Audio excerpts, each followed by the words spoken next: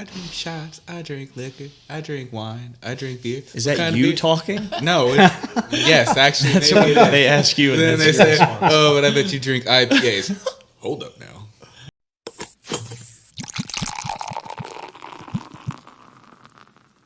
All right, guys, welcome back to another episode of Two Beers with the Band. I'm your host, Chris Schramm, and today I'm lucky enough to get all of the guys from the band Gears, a local band here in Nashville. And these guys brought along a beer from Alabama, and they'll let you know here in just a minute why they chose this particular beer. But guys, if we'll go around the table and you'll introduce yourself and tell me tell us what you do in the band. Yeah. My name's Christian Crew, and I play drums in Gears. All right. Yeah. My name's Andrew Rose, and I play keys in the Gears. My name's Jordan Kay, and I play bass. And I'm Chandler Grammer. I play guitar and sing in Gears. Well, we all sing a little bit. I'm the lead singer. Yeah, the lead singer. Let's be honest here. Okay, well, all right. Who doesn't sing in the band? Me Andrew. Andrew, Well, yeah. that's just because he chooses not to. Okay, well, before we get into why you choose not to, why don't y'all tell me about the beer here? Yeah. This is Sour Pash, which is from Avondale Brewing. They make it in Birmingham, Alabama, which is right down the road from the city that me and Chan grew up in, which is Tuscaloosa.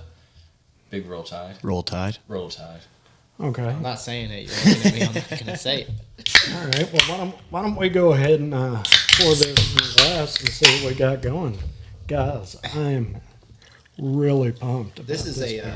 a sour, right? Yes, sir. Passion fruit sour. I love sours. This was kind of one of the first, maybe the first sour I ever had, because they had it at a lot of bars in Tuscaloosa. What brewery does this come from? Avondale. Avondale? Avondale Brewing. Great brewery. I've never seen anything else from them. Sour Patch is definitely, at least from my experience, I feel like I see it the most from them. I think I've seen one beer from them up here in Nashville. I cannot remember what it was, but the name of the brewery really sounds familiar. So it may have been limited edition or one-off, or just the particular store I shop was, they came across it. But I have seen something from them. Gentlemen, that is a slightly hazy golden color beer. Doesn't really have any head at all, which that's, for a sour, that's understandable. But I'm going to get a sniff, and then we'll jump in and see what we think.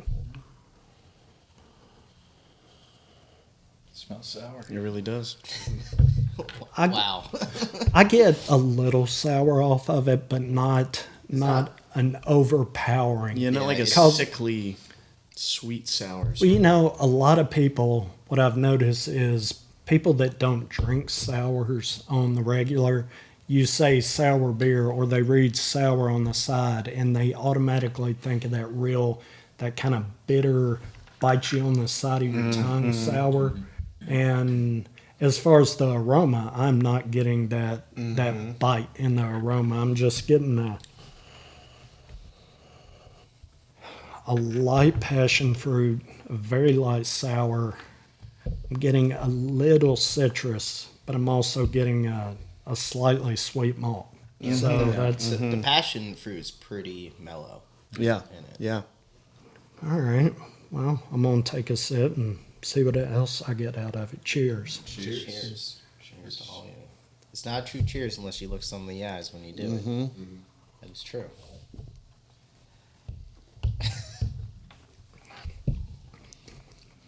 Oh wow, that's interesting. That sour does not bite. Nope.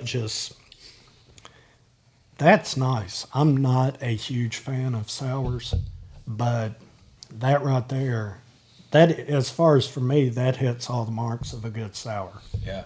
The fruit is not sweet. The fruit is kind of an actual real passion fruit flavor. It's not that fake candy passion fruit.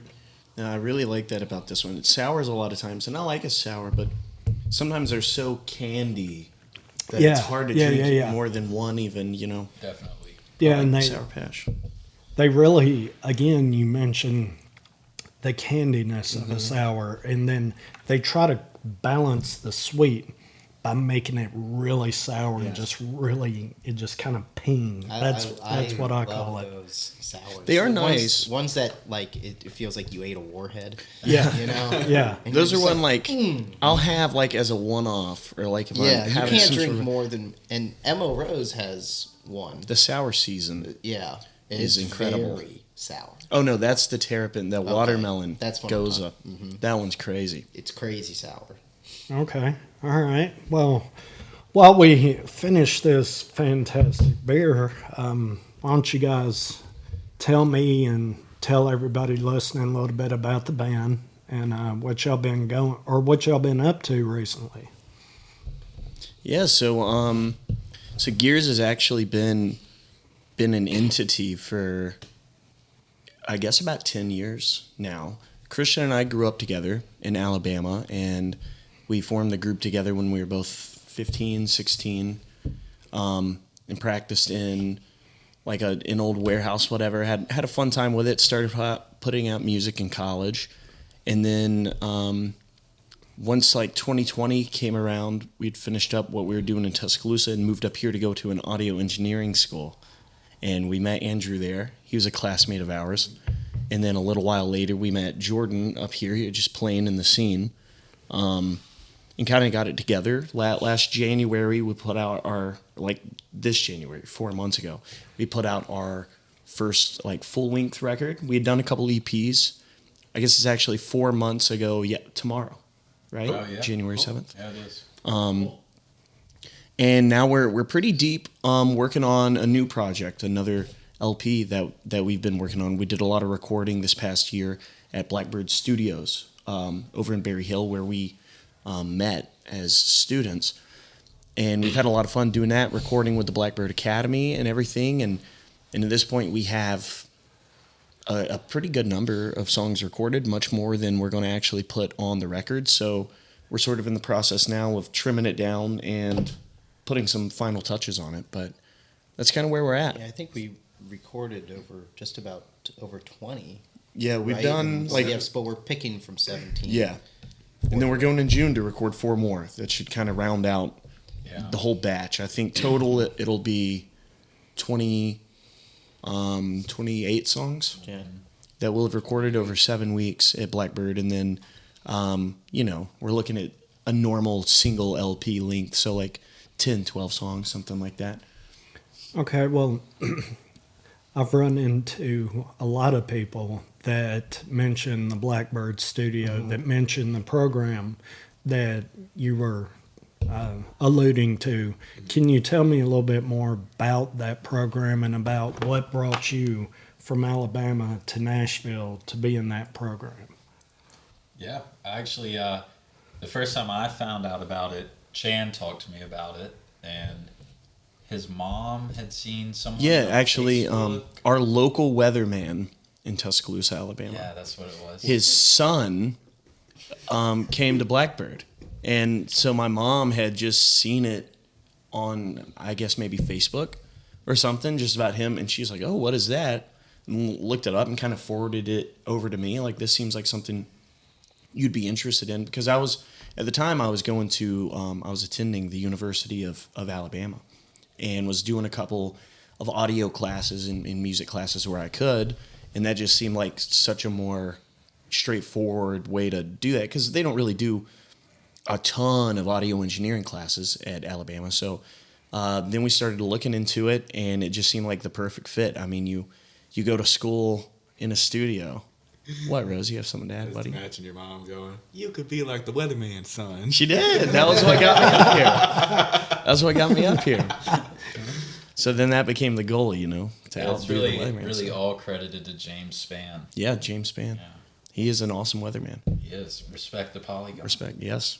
You guys came from a town that's small enough where you're like, We I had- know the weatherman by the first name. Yeah, he's a local phenom. We went to his lunch on. And really does a good job when we get tornadoes. He's very entertaining to watch. He's on it. But so yeah, I mean that brought us up. It's basically just a 6-month program. You're there 40 hours plus a week, all day long. You kind of alternate between being in a classroom environment and then being just hands-on recording bands in the studio with your teachers who are all phenomenal engineers in their own right. And so you kind of get to see both sides. You get to learn the textbook stuff and a lot of the numbers and the history and all this, and then you get to go and apply it in the studio. And so that's how we've been able to record this record, is now we've been able to go back and be the band that the Academy is recording with the teachers. And every time we do that, you get 4 days. We do about 4 songs. And June will be our 7th time doing it since last March. And it's been a lot of fun. Our first record, Atlas, out now on all streaming services. It was a lot of fun, but me and Christian had started it in college, and it just, life events and everything going on. If anyone out there remembers what happened in March of 2020, it kind of slowed down progress a little. It finally came out in 2024, And so this is like, it's a nice breath of fresh air. We've been playing a lot of shows, and a lot of our new set lists that we've been playing live have been mostly comprised of these new tunes, and we're really stoked. I really think it's going to be a fun one. And now that it was all recorded at Blackbird, it's a lot of fun being able to mix these tracks that was recorded in just a paradise of a studio. It's a lot easier than the basement recordings. Right, yeah. I mean, our first record, Atlas, was all home recorded, other than one song, which was recorded at Blackbird. But the other 10 were all home recordings. So it's been a nice... And it was also, our first record was, other than that one song, just me and Christian playing the instruments. So now we get to tap into these incredible musicians and be able to like play these live tracks in the room with everybody and get that feeling that we feel when we play live, but commit it to tape, not real tape, but commit it to Pro Tools and, be able to feel that in the record, which I think is a lot of fun because we have a lot of fun playing live, So now we can kind of tap into that for the recorded stuff as well. I would definitely say that we're probably more of a live band. Like our live performances. Well, based on streaming numbers, we're definitely a live band. We flourish on stage. We definitely like to have, like in rehearsal, we like to have sections of songs that just go into other songs. And we'll write little parts too to go into those.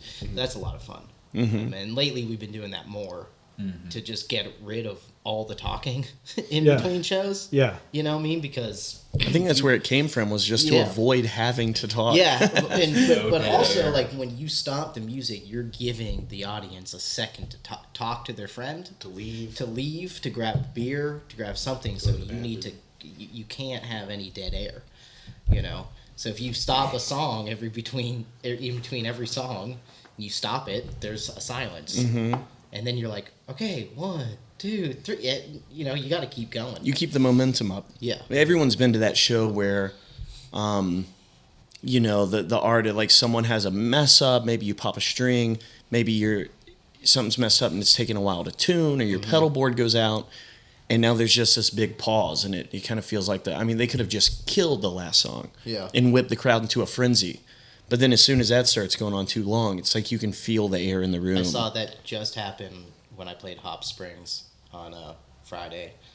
The headlining band, the guitar, they were like killing it, and the guitar player didn't bring another guitar, and he popped a string, and they just stopped the show, and they just stopped for like 10 minutes, maybe even more than that, as he restrung. Did he tell jokes? No, it was Well, just that's like a hard. dead air, just dead air. We've had it happen live. There's no more uncomfortable feeling than being on stage, losing the crowd actively. Yes. I mean, even Well, as a consumer, and I didn't mean to interrupt, as a consumer, if I came to your show and I didn't know anything about you, and I could kind of tell, or maybe I've heard your music. Okay, so I'm like, well, you know what? I'll go check them out, but I'm not like a super fan or anything, or whatever. But you guys, I can tell the end of a song's coming. And it's like, okay, here the song's gonna end, but you kind of flow for a second. And I'm like, that's not part of the song. And then you just kick into the next song. Well, you have got me. As far as me as a consumer, you have got me. Yeah. And the only reason, if you can keep the show going like that, number one, I think that's extremely unique. Because like you say, there are bands that will stop in between each song and, swap out instruments. Or I understand if you got a guitar tune for a certain song, or you got to, switch keyboards, whatever the case may be, I understand that, and that's part of the gig. But if you could work through and keep playing and keep me as a consumer focused on you, that to me is something special. Because there are so many people out there that can't do that, won't do it. They're like, this is where the song ends. Yeah. This is where the next song begins. I think that's a big difference between live performing and being in a studio. It's it's apples and oranges entirely. And you cannot go and play a live show and think of it as a recording thing. It's going to be honestly kind of stale, and like that there's going to be just, okay, we have to stop here. But then there's the other part where, like I said, we're doing more now, where we don't ever want to play the same show exactly the same way every time. So then we're adding, parts in it where it's not the same. People who came to see us are going to be like, oh, I've never seen that before. They just had a whole section. They just had a whole jam part to this, and they flowed into that. They, had 3 key changes up to a different song, stuff like that. Well, to me, that shows the musicianship of a band. And that shows that a band's not boring. They're not just going to get up there and play the certain set list and just, it's like, I've been to shows, big bands, big national acts. I mean, $1 million bands. And I've enjoyed the show, but it was kind of like just listening to the CD, watching them play the CD. Right. And to me, don't get me wrong, that's what I expected when I showed up. That's an art within itself. Yeah. Is to do that. But at the same time, I've been to those shows where, the song's coming to an end, but as the rest of the band just kind of fades out, you got the drummer. He kind of goes off and does his own thing, and you're like, uh-oh, solo time. Right. Get ready. And he just goes wild. And you see the rest of the band, they'll either do instrument change, get a little water. I mean, the lights go down on them, so they're doing their thing. And everybody's focused on the drummer, and the drummer's just sitting there wearing it out, and it just keeps on. It goes faster, and then backs it off a little bit. And then you can see everybody's getting ready to come back in. And he kind of slows down. And then he's like, click, click. And they just go into another song. Right. Well, then later, a few songs later, I've seen the guitarist turn around and just at the end of the song go into a solo. And I'm like, is this really happening?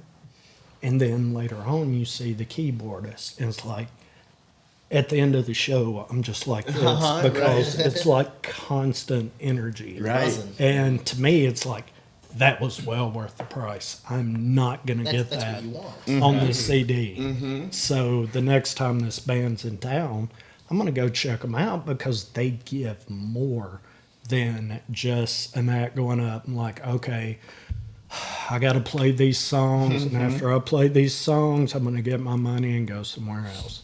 I've been to a show where the guitar player turned his back on the crowd and played 3 songs, never even looked at the crowd. And then at the end of the 3rd song, turned around, swapped guitars, and then stood there, didn't move, didn't nothing, just stood there and was the main part of the music. But it's like, man, do something. Something, right? You're just standing there. It's Dying like out there, you, bud. you're draining my energy. right. You know? It's pretty disrespectful. And that's the way I felt. Pretty I disrespectful felt to musicians as well. I felt disrespected. You know, and it's like I'm the one who's paying, not me personally, but it's like we, the consumer, are paying your way. We're paying your bills, man. We're asking you to perform.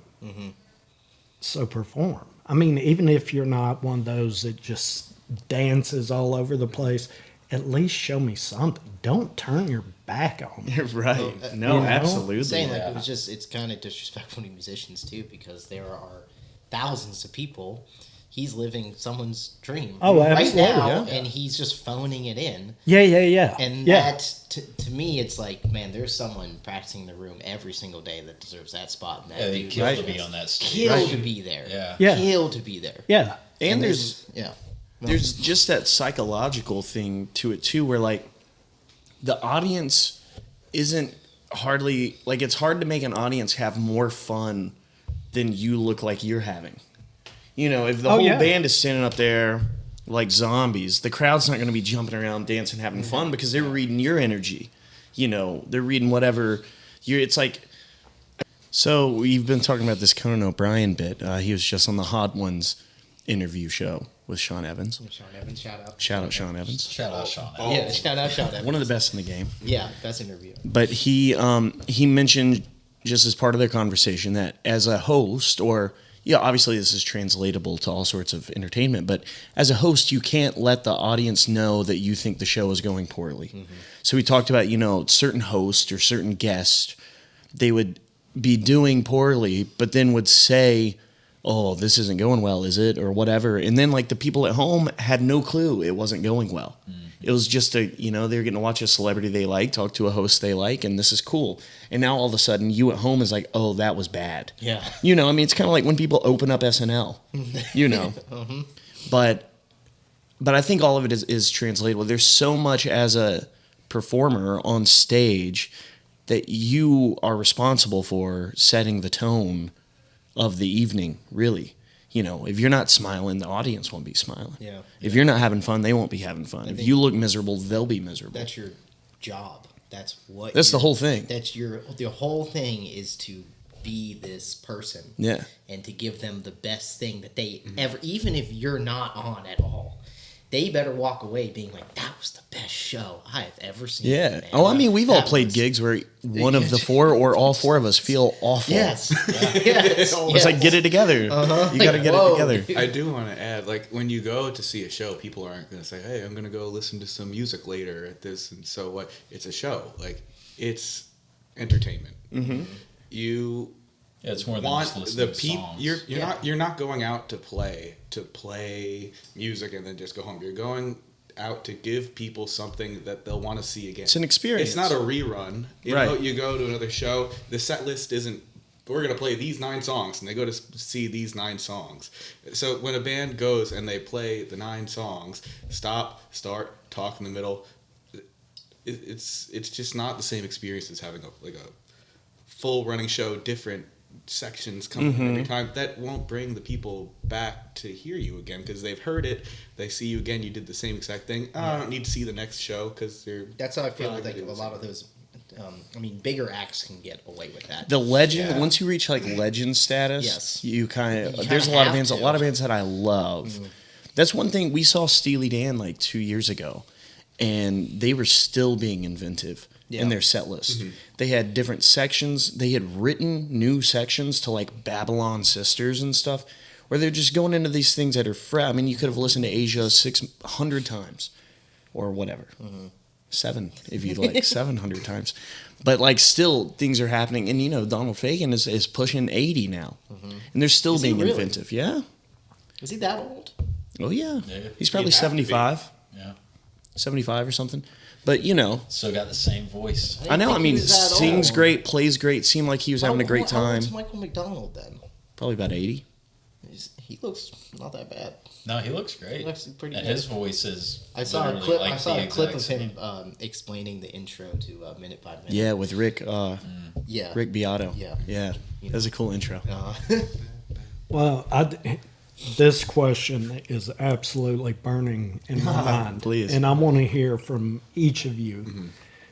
You say that you prefer playing live over recording at home, recording in studio, whatever the case may be. There are very few people I've run into that say that. And that interests me a great deal. So starting with you, Okay. why do you say that?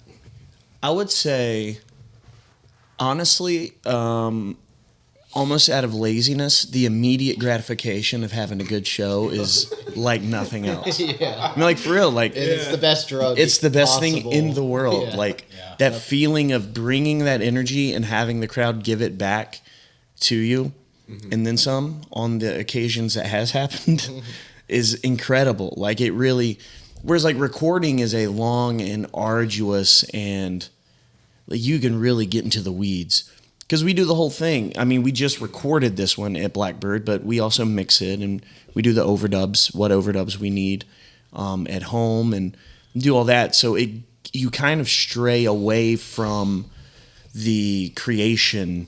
Yeah, I mean, yeah, 100%. You stray away from like the boom, like flash in a pan creation of it, and get into like chipping away at this giant rock to make a sculpture. Whereas like live, it's right there. As soon as it's done, it's done. You come up and you play for an hour, and you played for an hour, and it was a great time for an hour, and now you are on cloud 10 for the next week. You know. It's like shooting off a firecracker. If a firecracker went off for 3 days, you'd be like, eh. Yeah, exactly. Yeah, exactly. And I think part of it, because I honestly would say, like, I think I find record making more rewarding In the long term. in the long term, because you get to look at this work that you Yeah. did and the outcome of all of this work you did. Whereas live, I mean, it is a culmination of a lot of work. It's a culmination of a lifetime of work to get there. But, you know, it's like we can go play. Like, we could go up on a stage and play whenever. Yeah. So it's not like you have to work super hard for any one show. So I think just out of laziness, the work and satisfaction quotient is a lot higher in our favor on live shows than it is records. Yeah. A big part is just that raw experience of the live shows. Just seeing how people react to it, and just the power of music. Like, and When it's good. and you're seeing it right there, and you're a part of it, and you're playing it, and you can feel the vibrations coming through your body, and it's also reaching them. And you're like, whoa, nothing in my life makes sense at all, but this does. This makes sense, and I feel safe here, and I feel good here.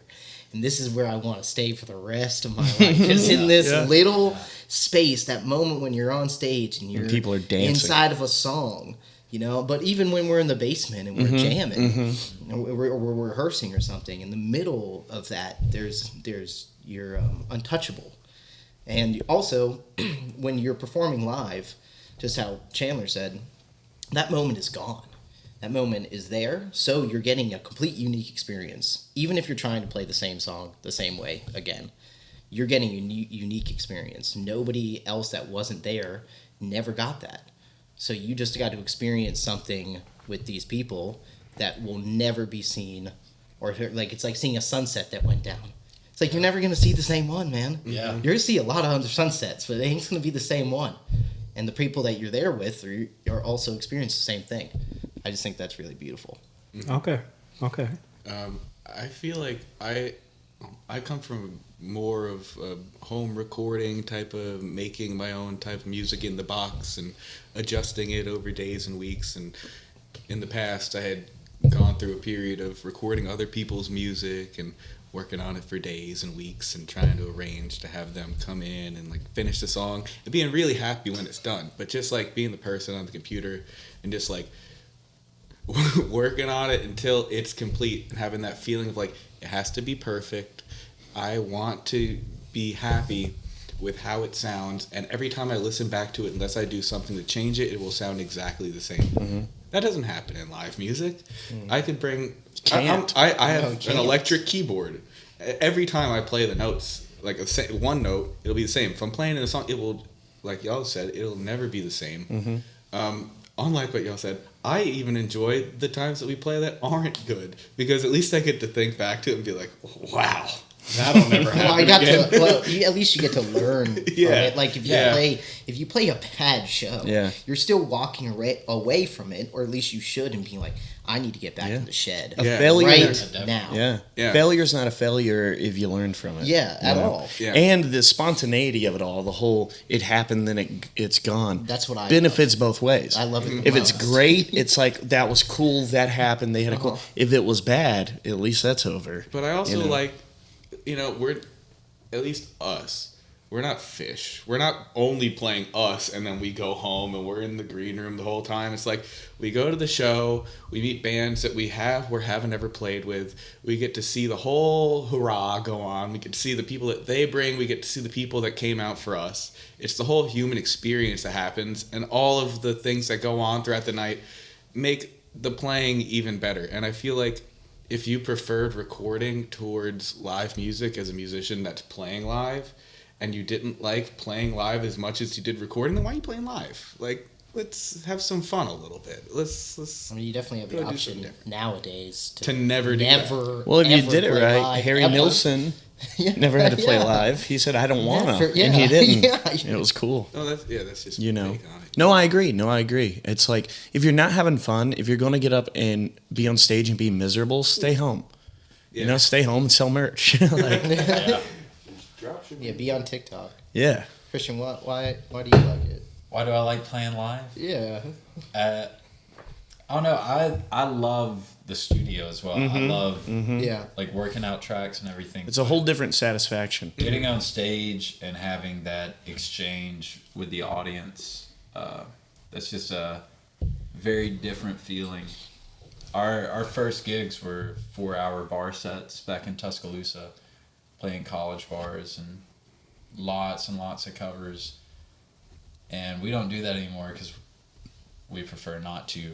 But that was just like the introduction to us getting up there, playing songs, and being able to look out and see however many people enjoying it and dancing and responding to us. And when we take it up, they go up with us, and when we go down, they go down with us. And we've had some shows this year that are like, everyone in the room are all on the same page, like throughout this song. Like they're riding the same wave that we are, and that's a really special thing. And we've had some shows where us and the audience are in two different books. That happens. You're playing and you're up there and we're ripping and we're totally about in it. Sunday. Oh, right it's just people, crickets, just staring. We've had shows where we were like, "Where's the audience?" And it's not not totally on. It's not really at all on the audience, of course, but we try, and I feel like pride ourselves in we're gonna bring it. No matter who's there, it's we could show up. We've had shows where we've basically played to the sound man. Yeah. Memphis. East Room last year, we played to the floor at least once. 2 times. Yeah. 2 times. Yeah. So we've had our fair share, but we still play that festival that we played last year. Well, I was thinking about the worst gig that we ever played as a group, and that 420 show was. I would say the worst. Yeah. Do you want to go into it, Jordan? Just a quick recap. You should tell the story of that show. Of the 420 show? Yeah. Well, in a kind way. In a kind way. Yeah, I mean, it was. Listen, we had a good time. Yeah. It was a great day. It was a great day. We got booked for a 420 festival last year. Headline, technically. To headline, quote unquote headline. We went there. They asked us to backline too, which from the people who don't know at home, just means they're using all your gear. You bring your drums and your bass amp, but they use it. Yeah. Just to keep it moving along faster. But so we backlined. We got there super early. We hung out there all day.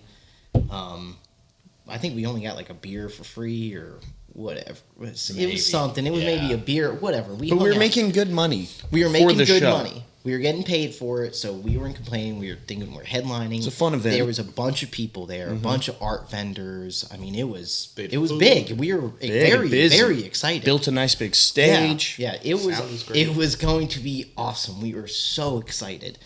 And as the night went on, there was one band that went up there and played way over their set length. Went way past. I mean, probably 45 minutes or an hour past their time. And then took, very long. Then took their good old time to get off the stage.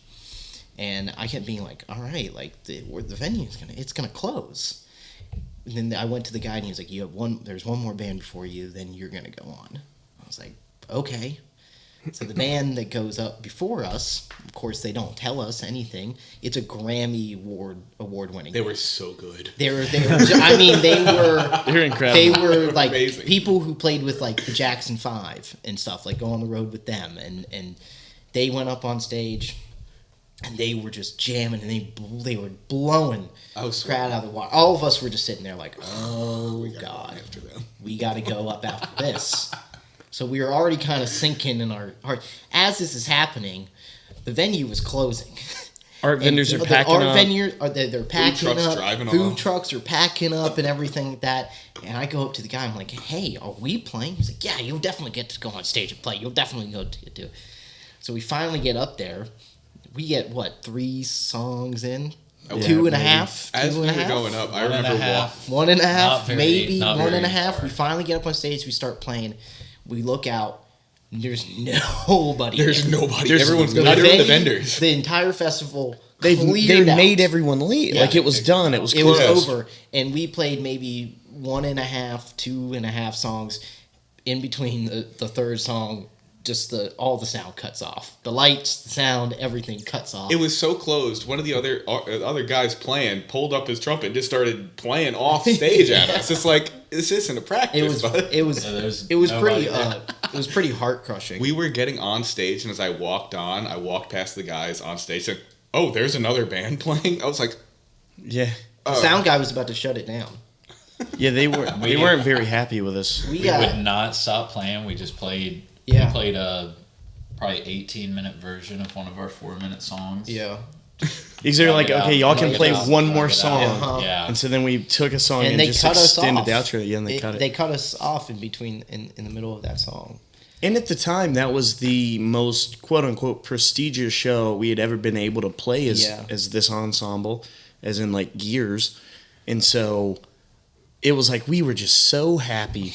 And then we showed up and the event was so good and the day was so great and we had was a so great much day. fun. It was. And then is like the hour preceding our set, we were like, wait a second. Yeah. we basically got paid to bring our stuff to let everyone else play. Now, I will say we got paid fine money to back. Fine money. We did. Fine money. We did, to let but- them Fine use the money drums to and not the have to bass. play. But you know what? That money, it didn't cover my wounds after that night. When I got home that night, I literally had a rock in my stomach being like, what am I doing with my life? Like, I don't have Did that money we now. really did that just happen to us? Like, that did not feel good at all. It felt really, really bad. All right. Well, let's break into this beer. But Yeah. in behind this beer, I want to know about the best show. I want to know about. I have 2 or I 3 want. in mind. I want to know about the one that when you walked away from it, you were like, "It just, I'm so pumped. I'm I so was gonna I was say- gonna say The end We- was the we- best day. We finished that set, and as soon as we got off stage, that was a 10 out of 10. Yeah. yeah. okay. Let's jump into I'm this excited beer to real talk about quick. the end. Um, Excited to talk. I'm always excited to talk about that show. All right. Well, since you know a little bit about this beer, why don't you tell us what we're getting into? Ah, yes. So give us your spiel, Chan. So I work at Melrose, great restaurant. I honestly started working there because we used to go all the time as a band, after band events. And I just lost my other restaurant job, so I decided to go work there. So they just recently started making their own beers. They have the ML Rose Owl Lager and the ML Rose Hazy IPA. The Hazy IPA is what we're drinking today, and it is brewed by Highwire Brewing in Asheville, North Carolina, but under, collaboration with people at ML Rose.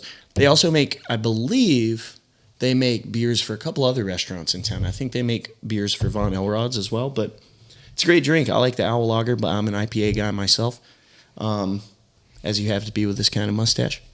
Cheers, gentlemen. But it's a great beer. Check it out sometime. Cheers. Cheers. Cheers.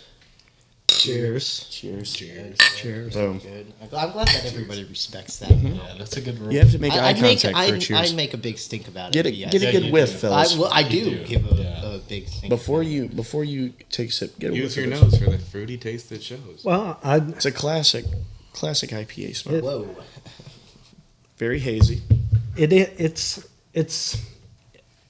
a hazy IPA, but it's not that. It's not a very bright hazy, like a hazy snake or something. Yeah, it's not that orange juice IPA. And what I've noticed about a lot of hazy IPAs is when you hold it up and look at it, it looks like you're looking at a glass of orange juice. Yeah, with, absolutely. With a head. With like the pulp You in know, it and stuff. and It's like yeah, hazy. and that's one of those things where I can tell immediately when I pour that in a glass. It's like I'm probably only going to have a couple of these because my stomach is going to be like, "What is going on?" Yes. But Yes. it depends on the particular brewer if they want that hazy to be kind of heavy or if they want it to be kind of light. It's kind of like, and this is why I enjoy craft beer and music, is because craft beer to me is like music. Each brewery is going to do a hazy IPA their way, or a lager, or a blonde, or a barrel-aged stout. But you have to have certain ingredients in a beer to make it a hazy IPA. Just like a band, to fit in a certain genre, has to have a certain style of music, but they put their own twist on it. Like Yeah. a brewer puts their own twist on a beer, and that's what I find interesting about craft beer and music, is that no two hazy IPAs are the same. No two bands are the same, no matter what genre they put themselves in or somebody else puts them in. And that's part of the reason I enjoy beer, but I also enjoy beer because beer's good. That's Great. good. It's so good. Yeah. I agree. I'd never really thought about it that way. I wasn't like, not that I am really now, but I wasn't like a huge beer guy. Like I didn't know a ton until I started working at ML Rose. But they're so big on the craft beers that it's been a lot of fun to kind of learn about that world. And then, they have their menu and sections. So you can see, okay, there's these hazy IPAs, there's these IPAs. So then you can drink them and relate them to each other. So it's cool. I mean, like what you're saying with music, you have, whoever, B.B. King, and you have Derek Trucks. And they're both blues guys, but things come out differently.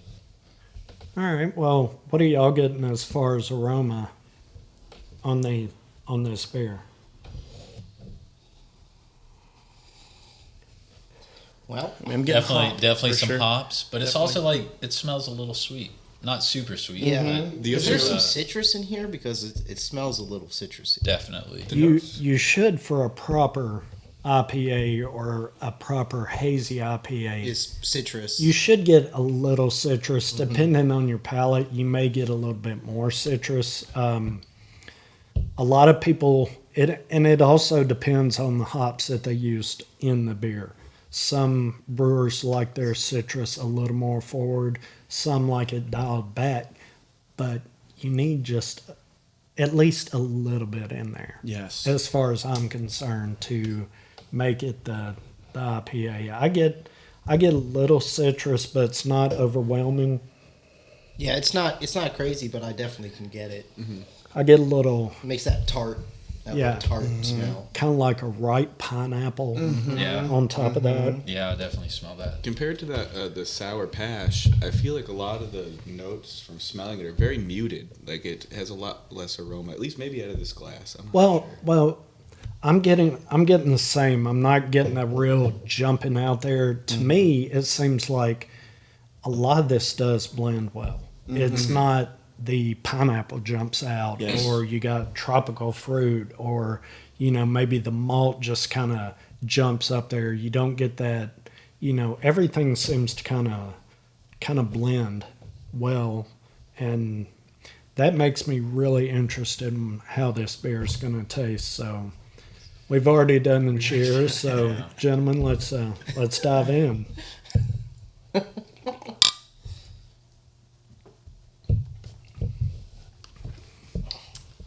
That's a good beer. I like it a lot. It's a smooth, and I'm not hazy. even a big fan of IPAs. Definitely Either. tastes a lot more citrus than you smell with that, I feel like. I did get a lot more citrus on the beer than in the smell, but also got a little. I don't want to say earthy tones, but more of a ripe fruit. I kind of got the little citrus on the front, kind of got a touch of sweet from the Right citrus. on the border of that earthy. Yeah, yeah, When but IPAs have that, I can't. well, some IPAs will. At least what I get.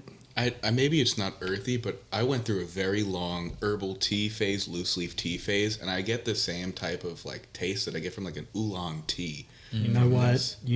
You were spot on with Yeah. that. I didn't know because comparing teas and craft beer, you can they really go together. If you know what you're trying to get out of a tea or out of a craft beer, you can get similar Notes. characteristics out of both. I mean, if you really want to take a tea and break it down, you can get similar notes. But yeah, that was spot on. That's kind of where the I'm gonna say the earthiness. Yeah, that's what I was saying. It's That's- not earthy and it's not like ripe fruit. Well, yeah, kind of.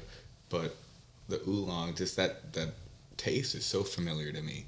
Yeah. Like I had to switch it around a little bit, feel it on the sides of my tongue.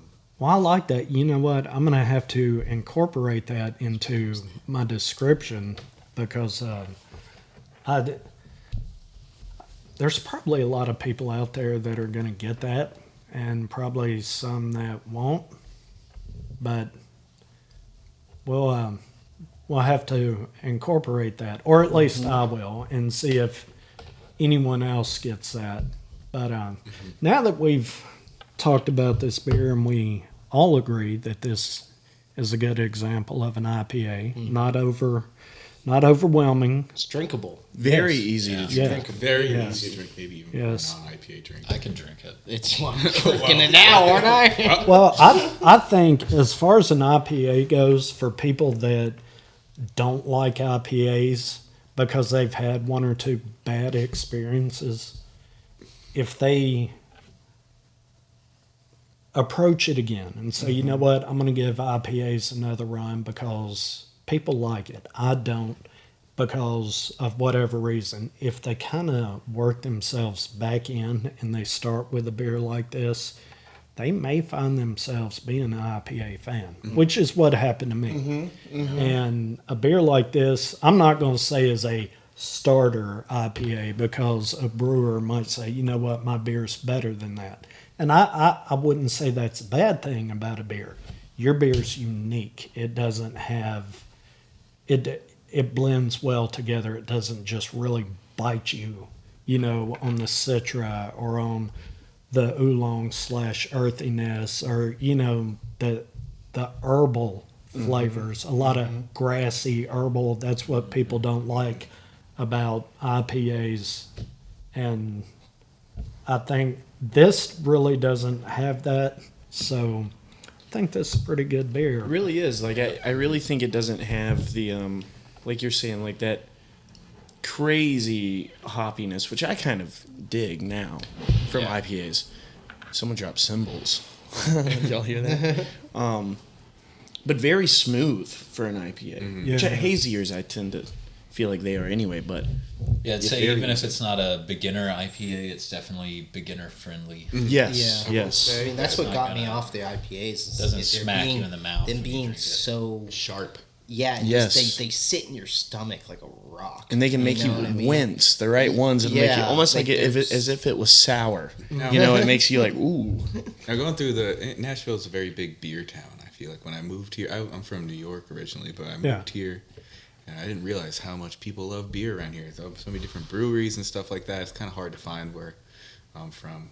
Going through the Dayton scene. Yeah, they don't have hardly anything You in got- New you- York City. Hey, when in the dating scene, you get around to that talking. Hey, what do you drink? I drink shots. I drink liquor. I drink wine. I drink beer. Is What that kind of you beer?" talking? No. Yes, actually. That's maybe what it is. they ask you. And Then they that's say, your response. "Oh, but I bet you drink IPAs." Hold up now. What kind? This would be the kind that I would start off if someone didn't have that. You'd say the ML Rose Hazy I don't think I've IPA. ever had that ML conversation on a date. I really I haven't don't think I've either, I ever will gotten that say. response. I drink shots. You and I know that drink point wine. in your date whenever I you drink- get to like what kind of alcohol do you Yeah, prefer? and they say I drink shots and wine. You don't drink shots, you take beer. shots. Well, Well, if you're drinking shots, you probably need help. Because that means they're just lined up and while everybody else is sipping, you're just shooting. Hey, I've been to college. I've no. Drink shots. Yeah, Roll yeah, Tide. yeah. I drank shots instead of shooting shots. But I didn't have to pay $50,000 a year to do that. I like the that. most expensive alcohol I've ever consumed, Yeah. and I don't remember hardly any of it. Well, I know we kind of got off topic, but I'm really interested, guys, in collectively what is the best show you guys have been involved with, and the one you walked away and you were just so jazzed that you were like, I'm probably not gonna sleep tonight. Yeah. It was that. We it was didn't that sleep. That Yeah, we night. didn't. We didn't. We stayed up all night. It sounds like we're all in agreement that it was Man, the show that we played at the end. Do you remember what day that I want to was? say it was like September 26th it was the or something. last It was day of the Blackbird runs. yeah. We had Yep. gone to. We did some recording at Blackbird Studios last year. We did 2 weeks in March, 2 consecutive weeks, and then we ended up being able to do 3 consecutive weeks in September. And if I can add, Please. at the end of our first week, we all worked at the same business for the same restaurant. Oh, yeah. And after we went, we did 4 days, recorded 4 songs. We all went back to work on Friday. We all worked the same Our last place. day in the studio was Thursday. And after we went back that Friday, we all walked out from the restaurant and quit our jobs. Yep. And very, Okay, wow. at had the been- same time, and Wow. luckily we were offered 2 more weeks in the studio, and that's where most of this album came A from. month of rock starrery. I would also like to step in and say we didn't get so jazzed on recording that we went back to work and just walked out because we were like, we are not having fun. No. It was Yeah, very. we don't have to It tell was them what very- we don't have We to got tell 'em. Why scolded. We got scolded very harshly, and we all decided we didn't can't want to say do that we were anymore. called morons. That we ruined in a grown adult's restaurant. Anyone who's worked in a restaurant I mean- knows You that did morons. I mean, come I'm just on. saying. I don't want the people online to think that we would be the type of guys to ruin a business Yo, for no Yeah, reason. we ruined it for sure. Well, We got in trouble We very dramatically and said that's okay.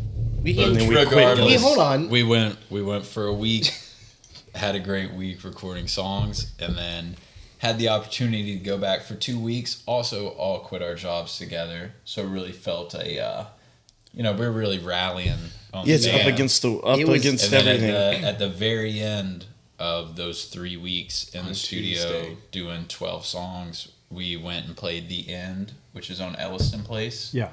Really cool venue. And I can't remember right now who we played that show with. That was It was Crooked Magnolia. Crooked Magnolia. Crooked Nash's Magnolia, old which is band. Nash And, Hamilton. And I don't remember the other one. But shout out to Nash. He's a great songwriter. And shout out to the other person. We're just a little. Yeah, we just can't remember. It lined up where we had a really, really good crowd. We were feeling really jazzed off being in the studio and getting all these new songs together. We were playing our new songs. We definitely felt an extra level of camaraderie walking out on a job together. Yeah. And it was a lot of things. Because that was a lot. The last people week. on stage. It was the last tracking day. It was Tuesday the 26th. The last tracking day. We finished everything. At least personally for me, the last thing we did was a bass solo on one of the songs. And we played that bass and solo I that went, night. and then no, We did. Did we? We I We didn't do don't know. 209. No, we Yeah, did. we did Beantown. We didn't No, do we Beantown. didn't do Beantown. We did take a look. Yeah, Fucking- and and then had- then I solo, but and then that was Mark's week, and Yeah, that was the, it so was. it was a lot of things. It was the fact. Yeah, that we got to record with Mark Rubel. Who yeah, was Mark like Rubel our- was a legend. The late Yeah. great. That was, so we quit our jobs. We got 2 more weeks at Blackbird. The last week was with Mark. And then we went straight from the studio to go play a gig. And there was a bunch of people there. We were just on like a level, because we got those 2 weeks and we weren't prepared for those 2 weeks. No. So every day after the studio, we would go Rehearse. rehearse. So we were playing just every day and every night together for 3 weeks. And there's that thing of like when you have a job that you're working full time or close or whatever, you start to feel like that's what I do. And when I get lucky, I do It's a music. terrible feeling. It's an awful feeling. And we had like that month had just lined out in a way because we rightfully and respectfully quit our jobs. We had enough time to where we were almost a month deep in just feeling like a band. Because we were waking up and going to the studio at 10 a.m. Yep. and recording until 6 p.m. And then And then going dinner home, together. getting dinner together, going to Brothers Burgers. Shout out to Sean over at Brothers Burgers. Always takes care of us. It's a beautiful. Great Dude, hospitality. Sean, dude. Beautiful. Sean and his wife. Try the fried shrimp po' boy. I promise you won't regret it. It is a wonderful dish. And a muchacho. But then we'd go home and we'd rehearse and we'd make our sets. And we'd also we started to have a lot of gigs just come upon us. I think we played that September. It was like 4 or 5 shows, And then which was, October and then was October we our played 7 or 8. biggest month of the year. Right. So, I mean, we October were was lined up to big. just have a crazy busy couple of months. We both were just living, breathing, eating music and Gears music all together. And so we went and played that show, and it's just like a bomb went off. Yeah. I mean, and then we had a little recorded clip of Jordan's bass solo from the show, and that became by far our most interacted with and liked social media post ever. I think it still holds the crown It does. of the best performing Instagram post we have. You can go check But I mean, it it was out. great. Yeah, you can go check it out. It is you were quoted the most though. Yeah, Out Kid of all Brother on the electric yeah, bass. I was just stealing Jack when- Stratton when- from Wolfpack for the record, so that you know that I know. When we would go to shows, when we went to all those October shows, people were literally saying, "Kid Brother on the electric Yeah, bass people were guitar." quoting People were and talking about that video to us at Yes. other shows. It really felt like, oh wow, people are paying attention to what we're doing to some degree. But that show, I mean, it was just perfect. People were dancing. People were like, we could do like, ah, la la la, and the whole crowd would go la la la. It's like they were just they were playing, and we were wanting to play with them, and we just had a fantastic time together. Don't forget, we got our buddy Mike on Yeah, I was stage, gonna and he say did Mike the shower Ho- dance. Mike He did- Hoff- He Strand came was up there and to- he Yeah. did a. He has Yeah. a dance that he does to one of our songs in the shower, and we called him up on stage and To he did the shower demonstrate, dance to demonstrate to the crowd while we were playing. When It was we had wonderful. Shout out Michael Hofstrand. Yeah. Long live Ivar. So this man, out of the blue, y'all call him out, gets on stage and does his shower dance on stage. On Oh, stage. there's For where there's a whole every- crowd Washed of his people hair. dancing. The On same stage. the same dance he did every morning before work. While Yeah, he we was in worked the with him at the shower. restaurant that we left. Yeah. And he was, we loved him. We still love him. He had to move away, but we love him to death. And so we had to force him. He didn't know we were doing it either. He was like, no. We're like, no, Mike, get up here. And people loved it. I mean, it was so fun. And you can definitely see on the clip of my bass solo the amount of people that were dancing and how violently they were dancing. It's like that's everybody was moving. It was intense, man. It just felt like one of those shows where we showed up and the rock was already on top of the hill, and we just had to barely push it, and then it rolled for us. Mm-hmm. And then we were just like, let's have fun. Because I remember correctly that, kind of because we were with each other for we were hot. It was not like we weren't getting along, but it's just like, it was almost like cabin fever. It's the closest we've ever been to not getting along as a band. It was like cabin fever because we were just like working constantly and being in the recording studio constantly all day. I think this. I think this. Yeah, it was kind of everyone's personal lives were dissolving. Yeah. We had just lost all of our jobs. I had broken up with my girlfriend that first week to too. rehearse the next song. My girlfriend of 3 years broke Oh, up wow. with her. It was a big time for everyone, and then that show almost kind of felt like the end cap